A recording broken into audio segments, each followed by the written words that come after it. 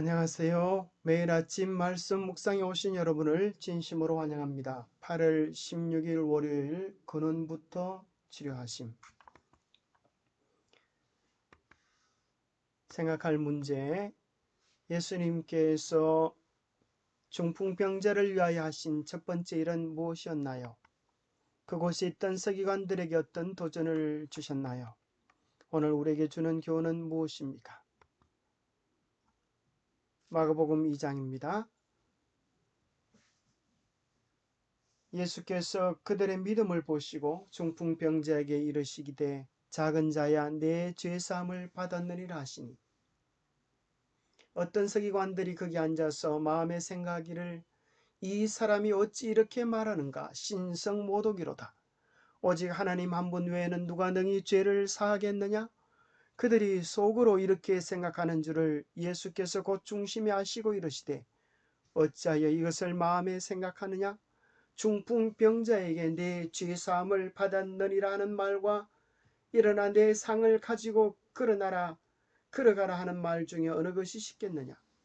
그러나 인자가 땅에서 죄를 사하는 권세가 있는 줄을 너희로 알게 하려 하노라 하시고 중풍병자에게 말씀하시되 내가 너희에게 이르노니 일어나 상을 가지고 집으로 가라라고 말씀해 주셨습니다.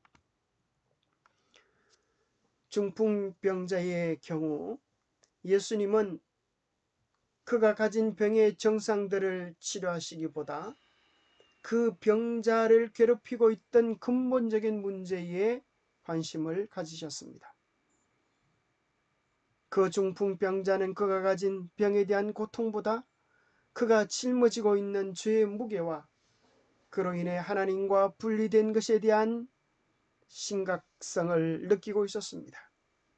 하나님 안에서 참된 쉼을 찾는 사람은 죄로 병든 이 세상에서 어떤 육체적인 고통을 겪는다 해도 그것을 감당해낼 수 있습니다. 그래서 예수님께서는 모든 문제의 근원으로 바로 접근하셔서 먼저 그의 죄를 용서해 주신 것입니다. 현장에 있던 종교 지도자들은 이러한 사실을 깨닫지 못하고 감히 사람이 어떻게 다른 사람의 죄를 용서할 수 있다고 선언하는가 마음속으로 생각을 했습니다. 그때 예수님께서는 그들의 마음을 읽으시고 이렇게 말씀하셨습니다. 어찌하여 이것을 마음에 생각하느냐. 중풍병자에게 내 죄사함을 받았느냐 하는 말과 일어나 내 상을 가지고 걸어가라는 말 중에 어느 것이 쉽겠느냐. 여러분, 어느 것이 쉽겠습니까? 우리는 둘 다 어려운 말입니다. 중풍병자에게 내 상을 가지고 일어나 걸어가라 하는 것도 쉽지 않고 내 죄사함을 받았느니라 하는 말도 쉽지 않습니다.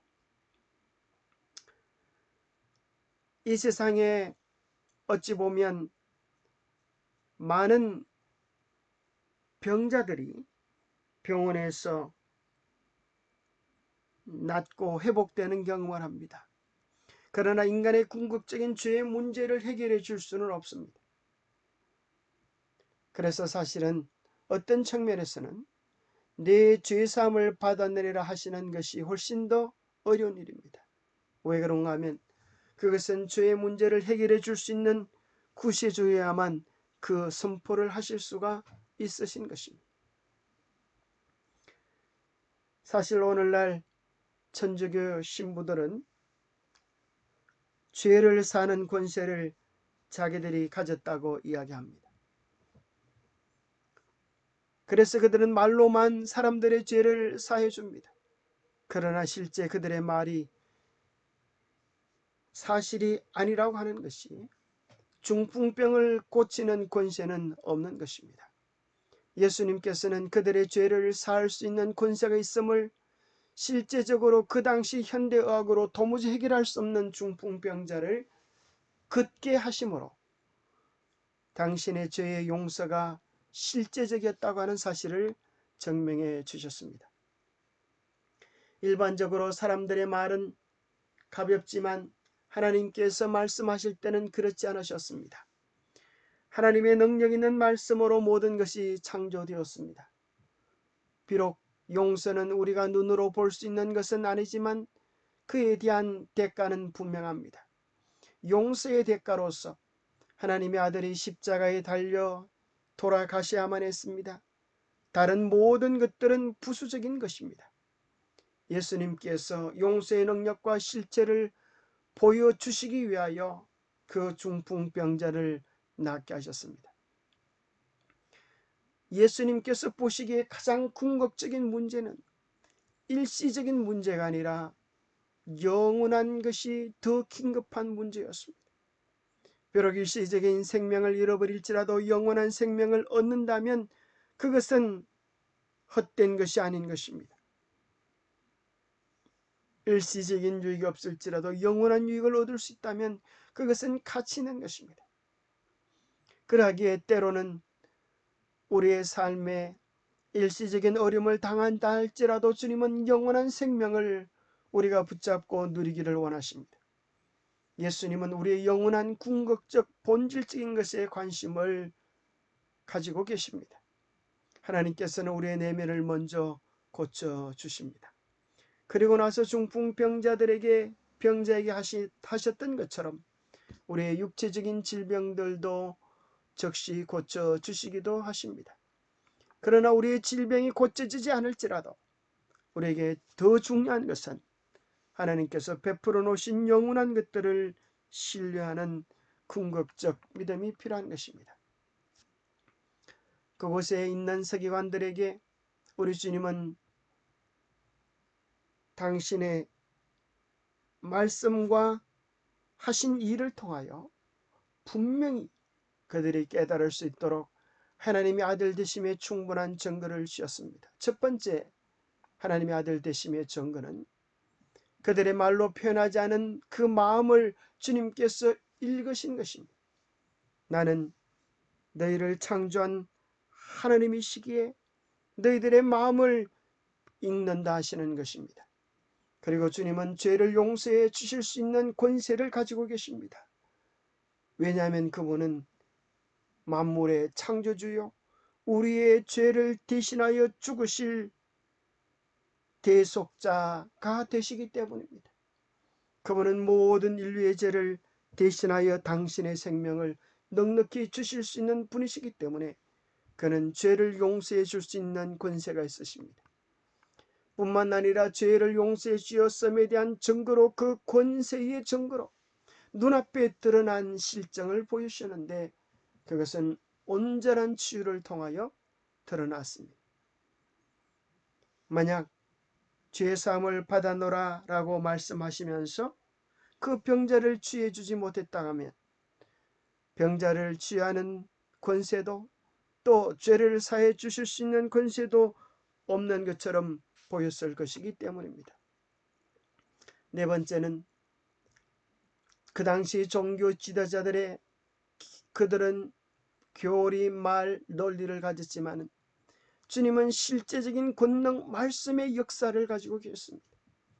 그분의 말씀 한마디에 참으로 죽은 자가 살아나고 파도가 참잠케 되어지는 역사가 창조와 치유의 놀라운 능력을 나타내 주셨습니다. 그분의 말씀 속에 그분이 하신 일들 속에 그분이 하나님의 아들 되심을 충분히 증거해 주고 있었던 것입니다. 그들이 정말 깨닫기 원하는 간절한 마음이 있었다고 하면 한두 가지가 아니라 이미 여러 가지로 흔들릴 수 없는 확정을 얻을 수 있었을 것입니다. 그러나 그들은 덜 중요한 것, 그것에 초점을 맞춤으로 더 중요한 영원한 것의 의미를 잃어버리고 말았습니다. 오늘 우리에게 주는 교훈은 무엇입니까? 우리도 마찬가지입니다. 우리의 가장 궁극적인 문제, 영원한 생명 사망에 대한 문제, 영원한 생명을 끊어버리는 죄에 대한 문제, 이것이 오늘 우리들에게 궁극적인 문제입니다. 이 문제가 해결되어지면 다른 모든 것들은 부수적인 것들이 될 것입니다. 영감의 교훈입니다. 모든 질병의 기초, 죄의 불안과 채워지지 않는 욕망과 아울러 죄의 짐이 그들의 질병의 기초이다. 그들은 심령의 치료자 앞에 나오기 전에는 위안을 찾을 수 없다. 그분만이 주실 수 있는 화평이 심령의 활력을 주고 육체의 건강을 줄 것이다. 궁극적인 평안, 기쁨, 소망은 예수 그리스도께로부터 오게 될 것입니다. 반대로 하나님이 우리와 함께 계심에도 불구하고 우리의 마음속에 죄의 불안, 채워지지 않는 욕망, 또 죄의 짐을 지고 있다면 우리는 질병을 불러들이고 있는 것입니다. 중풍병자가 그가 고민하던 깊은 죄에서 용서함을 받았을 때 그는 온 세포가 기뻐 뛰노는 즐거움을 누렸을 것입니다. 그의 심령의 회복이 육신의 회복을 불러온 것입니다. 정말 우리가 믿는다면, 정말 말로만 믿는 것이 아니라 정말 예수님께서 우리의 창조주시오 구속주시오 온 세상을 심판하러 다시 오실 것을 믿는다면 우리가 걱정할 것은 아무것도 없는 것입니다. 정말 예수 그리스도를 믿음으로 내가 영생을 얻었음을 믿는가? 정말 주님께서 나의 모든 죄를 용서해 주셨음을 믿는가? 정말 예수님께서 다시 오실 것을 믿는가? 정말 주님께서 하늘의 상급, 영생과 천국과 참 사랑의 나라를 주실 것을 온전히 믿는가? 여러분, 그것을 믿는다면 무슨 일을 당해도 어떤 일을 당해도 우리는 절대심, 온전한 기쁨을 누리지 않겠습니까? 우리의 모든 영원한 것들이 하나님께로부터 오는 것입니다. 이것을 정말 믿는다면 우리의 삶은 날마다 기쁨과 즐거움 속에서 뛰어놀고 우리의 삶에 크고 사소한 문제들을 해결할 수 있는 힘을 얻지 않겠습니까? 여기 마음의 건강, 풍요로운 삶에 이렇게 귀한 말씀이 있습니다. 그대의 현재 행복, 미래 행복, 영원한 행복은 그대의 마음을 상상에서 오는 어두운 장면에서 돌이켜 즐거운 것, 하나님께서 그대의 길에 온통 뿌려놓으신 은혜, 그리고 그것들 저편에 있는 보이지 않는 영원한 것들을 바라보는 데 달려있다. 그렇습니다. 오늘 우리가 하나님께서 우리에게 주실 영원한 것들을 바라볼 때, 그 소망을 믿고 받아들일 때 우리는 오늘도 행복하고 미래도 행복하고 영원한 행복을 누릴 수 있게 될 것입니다.